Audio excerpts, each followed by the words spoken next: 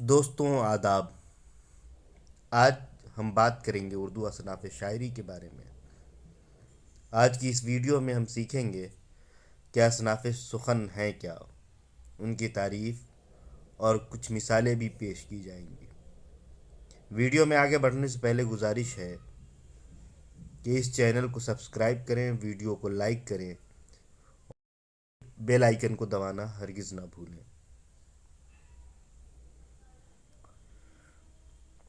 کسی بھی زبان کی ترقی کا اندازہ اس زبان کی شاعری سے ہوتا ہے۔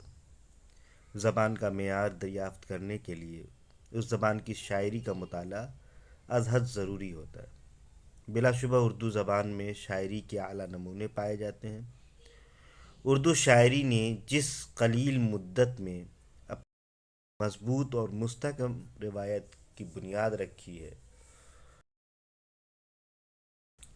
اس کی مثال دوسری زبانوں میں ملنا ذرا مشکل ہے۔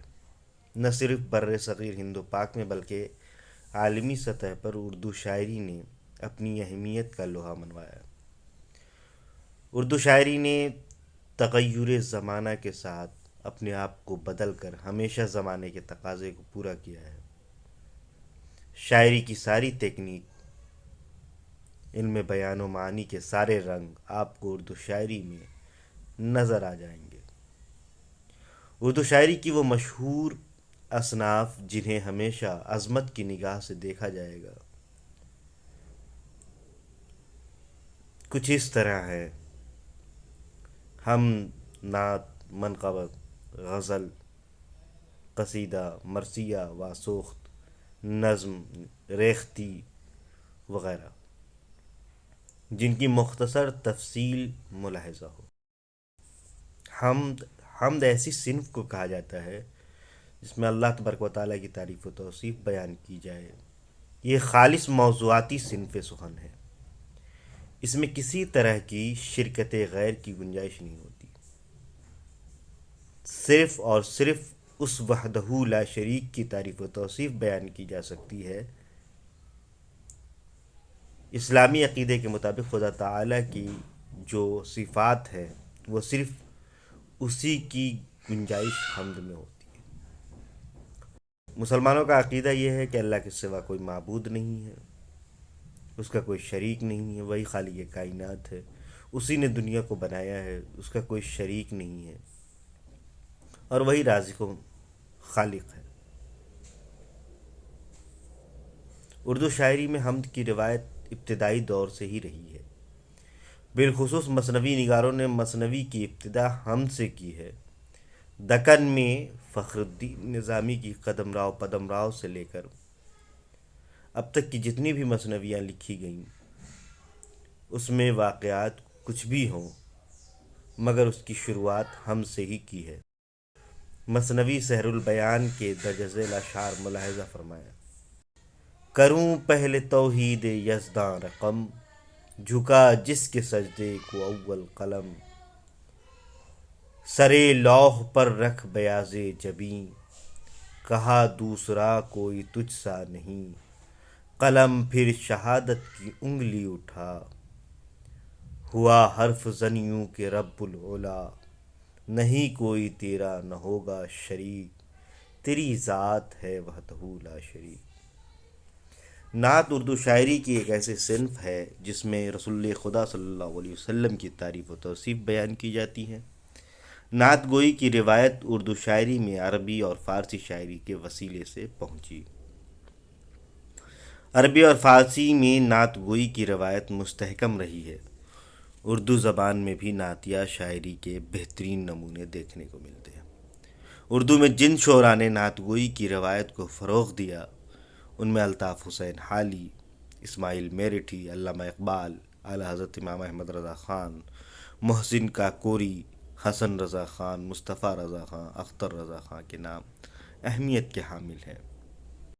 نعتیہ شاعری کے بارے میں کہا جاتا ہے کہ نعت کہنا تلوار کی دھار پر چلنا ہے۔ یہاں عبد اور الہ کے بیچ کے فرق کو ملحوظ نظر رکھنا ہوتا ہے، اور ہرگز ایسا نہ ہو کہ رسول خدا صلی اللہ علیہ وسلم کی ایسی تعریف نہ ہو جائے جو خدا کے شایان شان ہو، اور یہی شاعر کا اصل امتحان ہوتا ہے۔ غلام یحییٰ ہنجم مصباحی لکھتے ہیں، جناب رسالت مآب کی تعریف میں ذرا سی بھی لغزش نعت گو کو حدود میں داخل کر سکتی ہے، اور ذرا سی کوتاہی مدح کو قدح میں بدل سکتی ہے۔ تمام بڑے شعراء نے نعت گوئی ضرور کی ہے۔ رسول اللہ صلی اللہ علیہ وسلم کی مدحت میں کچھ نہ کچھ اشعار لکھے ہیں۔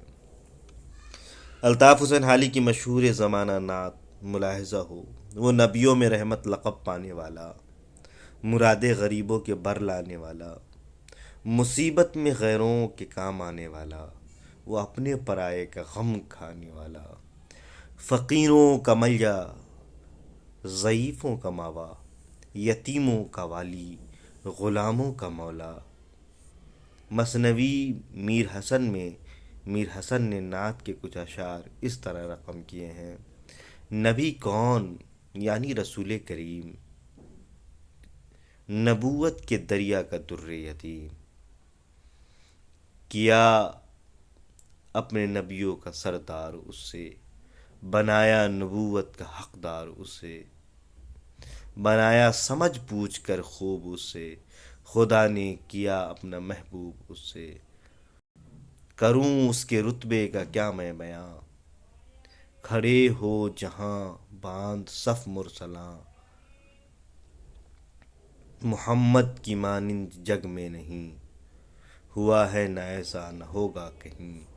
اعلیٰ حضرت کی یہ نعت ملاحظہ فرمائیں: ذرے جھڑ کر تیری پنزاروں کے، تاجے سر بنتے ہیں سیاروں کے، ہم سے چوروں پہ جو فرمائے کرم، خیلاتے زر بنے پشتاروں کے۔ میرے آقا کا وہ در ہے جس پر ماتھے گھس جاتے ہیں سرداروں کے، میرے عیسیٰ تیرے صدقے جاؤں، طور بے طور ہیں بیماروں کے۔ مجرموں چشم تبسم رکھو، پھول بن جاتے ہیں انگاروں کے، کیسے آقاؤں کا بندہ ہے رضا، بول بالے میری سرکاروں کے۔ منقبت ایک ایسی شاعری ہے جس میں کسی بزرگان دین یا صحابہ اکرام کی تعریف و توصیف بیان کی جاتی ہے۔ منقبت کی روایت بھی بہت قدیم ہے، اردو کے تمام بڑے شعراء نے منقبت لکھی ہیں۔ غالب نے ایک منقبت جو حضرت علی رضی اللہ تعالی عنہ کی شان میں ہے، اس کے چند اشعار ملاحظہ ہوں: دہر جز جلوہ یکتائی یہ معشوق نہیں، ہم کہاں ہوتے اگر حسن نہ ہوتا خود بھی، کس نے دیکھا نفس اہل وفا آتش خیز، کس نے پایا اثر نالۂ دلہائے حزین، کس قدر ہرزہ سرا ہوں کہ عیاذاً باللہ یک قلم خارج آداب وقار و تمکین۔ قصیدہ ایک ایسی صنف ہے جس میں کسی کی مدح یا برائی کی جائے۔ قصیدہ عربی زبان کا لفظ ہے، قصد سے ماخوذ ہے، جس کے معنی ہے ارادہ۔ قصیدے میں شاعر ارادتاً کسی کی تعریف یا برائی کرتا ہے۔ اس کی دو قسمیں ہیں، خطابیہ اور تمہیدیہ۔ خطابیہ اس قصیدے کو کہا جاتا ہے جس میں شاعر بغیر کسی تمہید کے مدعا بیان کرتا ہے۔ اگر ممدوح کی تعریف کرنی ہو تو براہ راست اس کی تعریف کرتا ہے، اگر اس کی برائی کرنی ہو تو براہ راست اس کی حجو کرتا ہے۔ تمہیدیہ قصیدہ وہ ہے جس میں مدعا بیان کرنے سے پہلے قصیدہ نگار تمہید باندھتا ہے، اس کے بعد اصل مدعا کی طرف آتا ہے۔ تمہیدیہ قصیدے کے 5 اجزاء ہیں، انہیں 5 اجزائے ترکیبی سے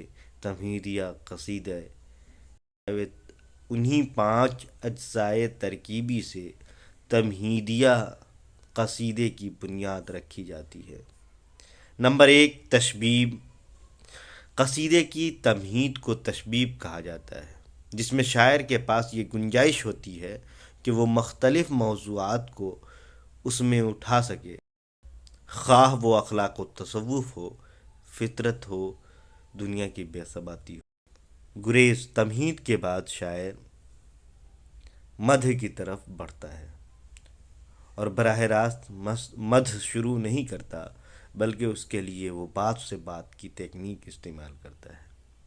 اسی تکنیک کو گریز کہا جاتا ہے۔ مدح میں شاعر اپنے ممدوح کی تعریف کرتا ہے، اس کے اوصاف و کمالات کو بیان کرتا ہے، اور اس میں اسے اس بات کی گنجائش ہوتی ہے کہ وہ مبالغے سے کام لے۔ اس میں شاعر ممدوح کے اعتبار سے پرشکوہ الفاظ کا استعمال کرتا ہے۔ مدعا قصیدے کا چوتھا جزو ہے۔ قصیدہ نگار نے جس مقصد کے تحت بادشاہ کی تعریف کی ہے، وہ اپنا مقصد بیان کرتا ہے اور اپنے لیے انعام و اکرام کا مطالبہ کرتا ہے۔ آخری جز دعا ہے، جس میں شاعر اپنے ممدوح کی درازی عمر اور اس کی صحت کے لیے دعا کرتا ہے اور اس کے بلند مرتبے کی خواہش ظاہر کرتا ہے۔ سودا اور ذوق نے قصیدے کی صنف کو بام عروج پر پہنچایا۔ سودا کے قصیدے در مدح آصف الدولہ کے چند اشعار ملاحظہ ہو۔ فلک اب یہ مہرباں ہووے، جوں تگرگ ابر درفشاں ہووے۔ دخل کیا ہے کہ اس کے چننے کا، کسی انسان پہ گماں ہووے۔ خلق کو اس قدر ہے استغنا، نہیں ممکن کہ وہ بیاں ہووے۔ رہرو آگے اگر پڑا ہو گہر، دور ٹھوکر سے کر رواں ہووے۔ کبھو دیکھا نہ ہو زرے بے قدر، اس قدر زیر آسماں ہووے۔ مثنوی اصناف سخن میں سب سے زیادہ مفید اور کارآمد صنف ہے، بمقابل غزل یا قصیدے کے کہ اس میں اول سے آخر تک ایک قافیے کی پابندی ہوتی ہے۔ ایک جگہ لکھتے ہیں، الغرض جتنی صنف فارسی اور اردو شاعری میں متداول ہیں، ان میں کوئی صنف مسلسل مضامین بیان کرنے کے قابل مثنوی سے بہتر نہیں ہے۔ یہی وہ صنف ہے جس کی وجہ سے فارسی شاعری کو عربی شاعری پر ترجیح دی جا سکتی ہے۔ مثنوی کی سب سے اہم خصوصیت یہ ہے کہ اس میں شاعر اپنے فن کا بھرپور مظاہرہ کرتا ہے۔ نور الحسن نقوی لکھتے ہیں، واقعہ نگاری مثنوی کی سب سے اہم خصوصیت ہے۔ یہ واقعات فطری بھی ہو سکتے ہیں اور فوق فطری بھی۔ مثنوی میں رزم و بزم، اخلاق و فلسفہ ہر موضوع کی گنجائش ہے۔ عشقیہ قصے بھی مثنوی کا خاص موضوع ہیں۔ اس سے یہ بات واضح ہو جاتی ہے کہ مثنوی کا دائرہ بہت وسیع ہے۔ مثنوی سحر البیان کے درج ذیل الفاظ ملاحظہ فرمائیں، میں ارغوانی پلا ساقیا، کہ تعمیر کو باغ کے دل جلا، دیا شہ نے ترتیب ایک خانہ باغ، ہوا رشک سے جس کے لالا کو داغ، عمارت کی خوبی دروں کا وہ شان، لگے جس میں زر بفت کے سائبان، چقیں اور پردے بندھے زرنگار، دروں پر کھڑی دست بستہ بہار، کوئی ڈر سے در پہ اٹکا ہوا، کوئی زہ پہ خوبی سے لٹکا ہوا، وہ مقیش کی ڈوریاں سر بسر، کا بندھا جن میں تارے نظر۔ مرثیہ اس نظم کو کہتے ہیں جس میں کسی کی موت پر اظہار غم کا اظہار کیا جائے، اس کی خوبیاں بیان کی جائے۔ یہ مرثیے شخصی اور کربلائی دونوں ہو سکتے ہیں۔ شخصی مرثیہ تو وہی ہے جس کی تعریف ابھی گزری۔ کربلائی مرثیہ فارسی اور اردو شاعری میں بہت رائج رہی ہے۔ مرثیہ ایک مذہبی سے اردو شاعری میں مرثیہ سے مراد زیادہ تر کربلائی مرثیہ ہی ہوتے ہیں۔ مرثیہ کے اجزائے ترکیبی میں چہرہ، سراپا، رخصت، آمد، جنگ، شہادت، بین، شامل ہیں۔ انہی اجزاء کے ذریعے مرثیہ کا تانا بانا بنا جاتا ہے۔ مرثیہ کو بام عروج پر میر انیس اور مرزا دبیر نے پہنچایا۔ میر انیس کے مرثیے کا ایک بند دیکھیے: آج شبیر پر کیا عالم تنہائی ہے، ظلم کی چاند پہ زہرا کی گھٹا چھائی ہے، اس طرف لشکر اعدا میں سفار آئی ہے، یا نہ بیٹا نہ بھتیجا نہ کوئی بھائی ہے، برچھیا کھاتے چلے جاتے ہیں تلواروں میں، مار لو پیاسے کو ہے شور ستم گاروں میں۔ ربائی بھی اردو شاعری کی بہت ہی مقبول صنف رہی ہے۔ یہ 2 شعروں والی نظم کے نام سے بھی مشہور ہے۔ ربائی میں 4 مصرعے ہوتے ہیں، پہلا اور دوسرا اور چوتھا مصرع ہم قافیہ اور ہم ردیف ہوتا ہے۔ خاصیت یہ ہے کہ اس کے لیے خاص بحر مقرر ہے۔ امجد حیدرآبادی کی درج ذیل ربائی ملاحظہ فرمائیں: کم ظرف اگر دولت و زر پاتا ہے، مانند حباب ابھر کر اتراتا ہے، کرتے ہیں ذرا سی بات میں فخر حسین، تن کا ہلکی ہوا سے اڑ جاتا ہے۔ غزل ایک ایسی صنف ہے جو چند اشعار پر مشتمل ہو، اس کا ہر شعر ہم قافیہ اور ہم ردیف ہوتا ہے۔ پہلا شعر جس کے دونوں مصرعے ہم قافیہ ہوں مطلع، جبکہ جس شعر میں شاعر تخلص استعمال کرتا ہے مقطع کہلاتا ہے۔ غزل کے لغوی معنی عورتوں سے باتیں کرنا یا عورتوں کے بارے میں باتیں کرنا۔ غزل کا ہر شعر ایک مستقل اکائی ہوتا ہے۔ بحر کے اعتبار سے غزل پابند ہے، مقررہ اصولوں کی پابندی غزل کے لیے نہایت ضروری ہے، مگر ان سب کے باوجود اس میں ہمیشہ یہ گنجائش باقی رہتی ہے کہ اپنے اندر ہر طرح کے موضوعات کی وسعتوں کو شامل کر لے۔ اصناف شاعری میں اگر کسی صنف کو تنقید و تنقیص کا نشانہ سب سے زیادہ بنایا گیا ہے تو وہ غزل ہے، مگر اس کی اپنی طاقت ہے جو اسے دوسرے اصناف سے ہمیشہ ممتاز اور نمایاں کرتی ہے۔ غزل کے موضوعات اور اسالیب کو ہمیشہ لعن طعن کا نشانہ بنایا گیا، اس کے باوجود غزل کا جادو سر چڑھ کر ہمیشہ بولتا رہا۔ غزل میں عشق و معاشقے کے علاوہ بھی بہت سی چیزیں ہیں، حیات و کائنات کے بے شمار مسائل غزل اپنے اندر بآسانی سمو لیتی ہے۔ غزل کے اجزائے ترکیبی میں مطلع، مقطع، ردیف، قافیہ اور 5 بحریں شامل ہیں۔ خواجہ اکرام لکھتے ہیں: غزل میں داخلی کیفیات و واردات کی ترجمانی زیادہ ہوتی ہے۔ غزل میں سوز و گداز اور تاثیر ضروری ہے۔ غزل کی زبان میں نرمی، ملائمت، شیرینی اور اسلوب کا سلیس اور سادہ عام فہم اور دلکش ہونا ضروری ہے۔ غزل کے لب و لہجے میں بے تکلفی اور بے ساختگی ضروری ہے۔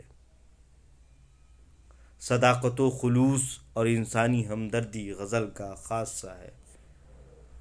مطلع غزل کی بحر اور آہنگ کو طے کرتا ہے۔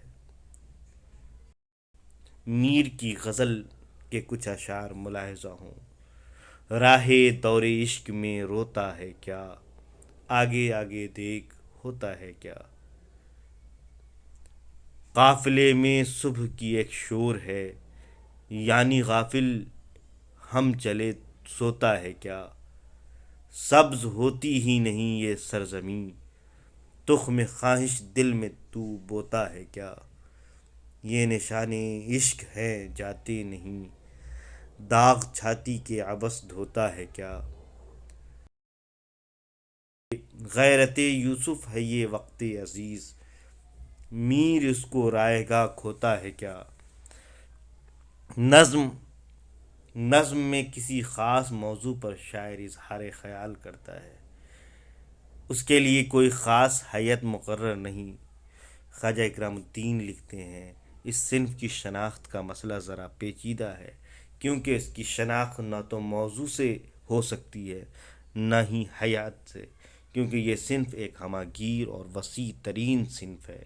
جو حیاتوں میں لکھی جاتی ہے اور دنیا بھر کے تمام موضوعات اس کی بساط میں سمٹتے رہتے ہیں۔